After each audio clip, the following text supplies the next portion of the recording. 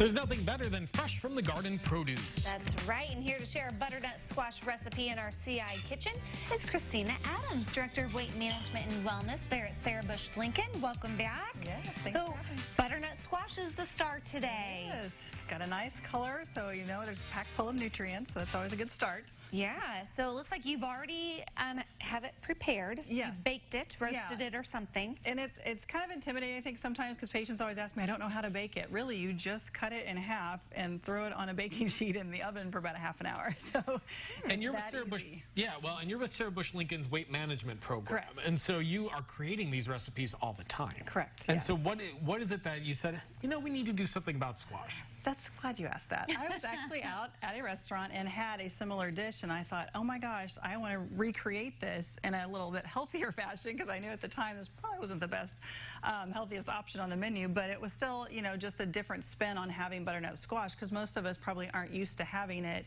other than maybe around the holidays. So I thought, let's bring it back and have a nice spring dish with it and in lighter taste. Slathered in cinnamon and sugar. And brown sugar. Yes. So are they in season right now? They are not. It is a fall produce. Okay, so we're going to be stuffing some shells with a butternut squash mixture. So what do we have going over here in the pot? Well, we've got the shells already boiled, so you want them to get them just a little bit al dente, so they're nice and a little bit firm, so you can fill them. So once you get the filling prepared, then it'll be really easy to put in there. They'll be cooled, and then you're going to bake it off with a little bit of a brown butter sauce. Okay, so I guess we need to make that filling. Yes, so if one of you would like to start scooping the squash out. What would I need to do with the squash? You literally just pick it up and scoop it out and throw it in the bowl. Okay, I can do that. So it's that easy, because you do get it pretty soft, so it comes out really easy. And then the other ingredients, you're using a low-fat ricotta cheese. It's a lot less moisture to it than a cottage cheese, and you want to get the low-fat version just to cut back on some calories to help keep everything together. A little bit of Parmesan cheese will go into that, about a 1/4 cup. And then a little bit of diced shallot and garlic for a little extra flavor with that. And then kind of still staying with a little bit of a fall flavor, but still making it light, is sage and nutmeg you're going to put in there too. So chop up a little bit of nutmeg and just like a 1/4 teaspoon of sage or nutmeg, not much.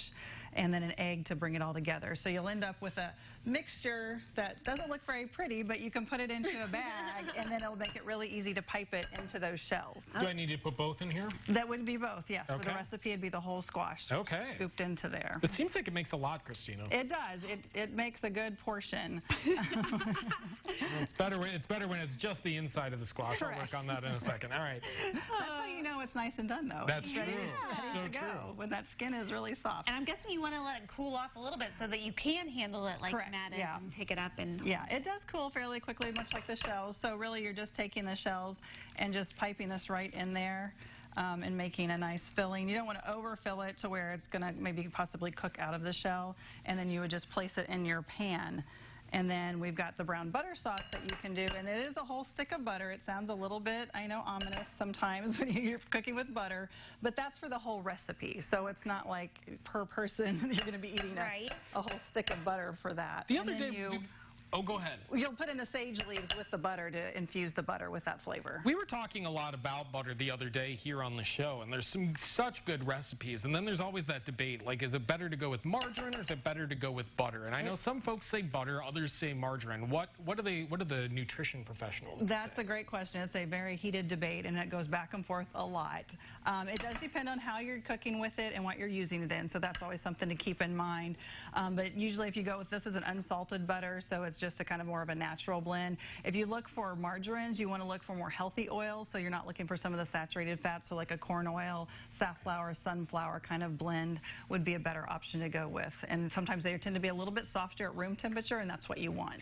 So for the brown butter, you're just browning the butter. You literally are just browning the butter, and you get a nice little golden look to it, and that's when you know it's done. And then you put those sage leaves. About 10 sage leaves are going to go in here with it, so that will give you a nice little, if you want to pick off some of those sage leaves and throw in here, and they'll crisp up. And as the butter is browning, the whole leaf, correct? Whole leaf, okay.